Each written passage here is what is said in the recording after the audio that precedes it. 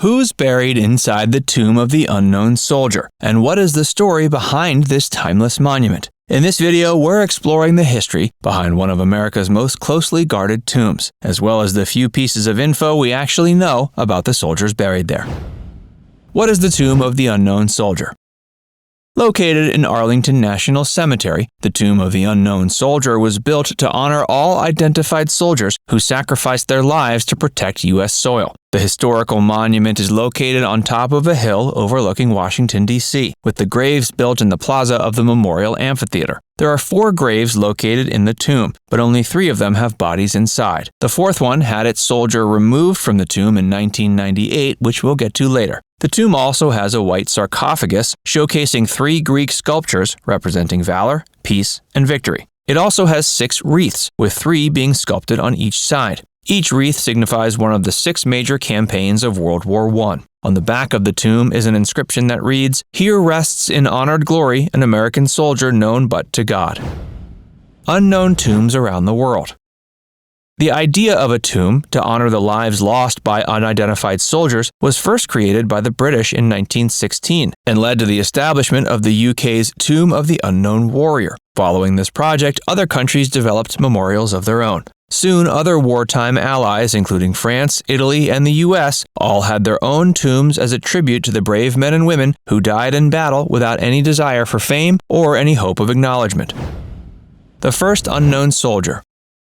According to military historian Patrick K. O'Donnell, the War Department ordered the selection of an unknown soldier on September 29, 1921. They decided the soldier was going to be selected from those buried in France. The U.S. Quartermaster Corps carried out the selection process, and just 3 short weeks later, 4 soldiers, each from one of the 4 American cemeteries in France, were exhumed. They decided these soldiers must fulfill 3 strict criteria to be selected as randomly as possible. 1. The person had been a member of the American Expeditionary Forces. 2. He had died of wounds in combat. And 3. Most importantly, there were no clues to his identity whatsoever. Once the soldiers were selected and exhumed, they were placed in identical caskets. All 4 coffins arrived by truck at the City Hall of Chalon-sur-Marne on October 23, 1921. Here, Army Sergeant Edward F. Younger was tasked with selecting one of these caskets to be the designated unknown soldier. Younger himself had been a soldier in the war and was awarded the Distinguished Service Cross for Valor. He chose the soldier by placing white roses on the casket, after which the U.S. and French Army officials paid their respects to the unknown soldier. The soldier was then sent to the U.S. aboard the USS Olympia.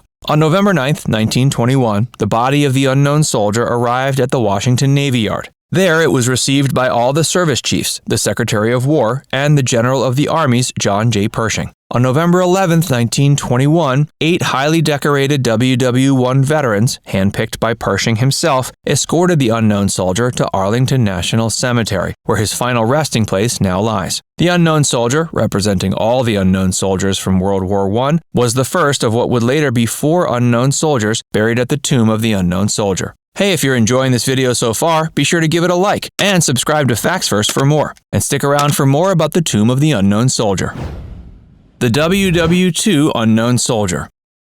On August 3, 1956, President Dwight Eisenhower signed a bill to select and pay tribute to the unknowns of World War II and the Korean War. The selection procedure for these ceremonies was pretty much the same as what had been done for the original unknown soldier, except the number of soldiers chosen for selection varied slightly. To select the unknown World War II soldier, 2 soldiers were exhumed, one from the Pacific Theater and the other from the European Theater. These bodies were then shipped aboard the USS Canberra and placed alongside the unknown Korean soldier, as both unknown soldiers were to be buried together. Navy Hospital Corpsman First Class William R. Charette, the U.S. Navy's only active duty Medal of Honor recipient at the time, randomly picked the unknown World War II soldier to be sent to Washington. The unchosen World War II soldier was given a solemn burial at sea. The Korean War Unknown Soldier. On the other hand, the Korean War Unknown Soldier was chosen out of 4 soldiers exhumed from the National Cemetery in Hawaii. Army Master Sergeant Ned Lyle was the one tasked with choosing the Korean soldier. After his selection, the unknown soldier was sent onward, while the other 3 were reinterred. Both the Korean War and World War II soldier arrived in Washington, D.C. May 28, 1958, and were laid to rest on the morning of May 30th. Both soldiers were awarded medals of honor for their service to their country. The 4th Unknown Soldier. The case of the last unknown soldier is the most interesting, however. The last unknown soldier was selected by U.S. Marine Corps Sergeant Major Alan J. Kellogg, Jr. during a ceremony at Pearl Harbor. The ceremony was exactly the same as the other 3 soldiers except for one key factor. After being laid to rest as the 4th Unknown Soldier on May 17, 1984, the body was removed from the tomb on May 14, 1998. Technology had progressed quite a bit during this time, and DNA testing was the norm. So after his body was exhumed, mitochondrial DNA testing was conducted, and the real identity of the then unknown soldier came to light. The unknown soldier was Air Force First Lieutenant Michael Joseph Blassie, who'd been shot down near An Loc, Vietnam in 1972. After his identity was revealed, his body was handed over to his family, who moved it to Jefferson Barracks National Cemetery in St. Louis instead of replacing the body into the tomb of the unknown soldier. The crypt has now been covered by a slab cover bearing the inscription, "Honoring and Keeping Faith with America's Missing Servicemen, 1958 to 1975. Who guards the unknown soldiers?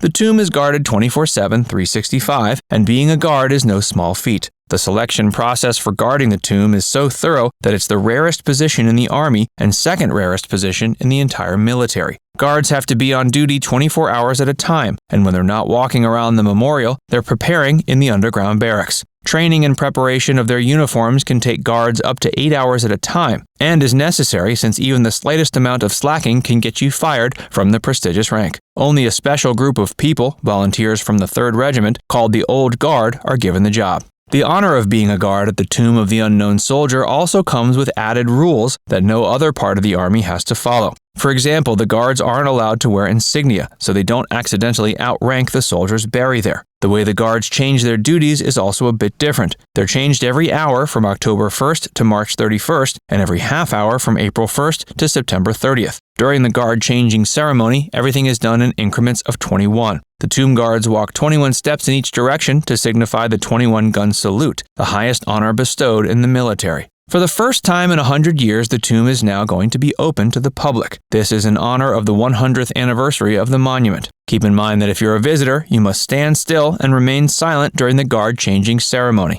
Now it's time to hear from you. Do you think the 4th Unknown Soldier should have been placed back in the tomb after being identified? Or should they have found another soldier to replace him? Let us know in the comments section below. And before you go, make sure you give this video a like and subscribe to Facts First if you haven't already. Click the bell icon to stay updated on all our latest content.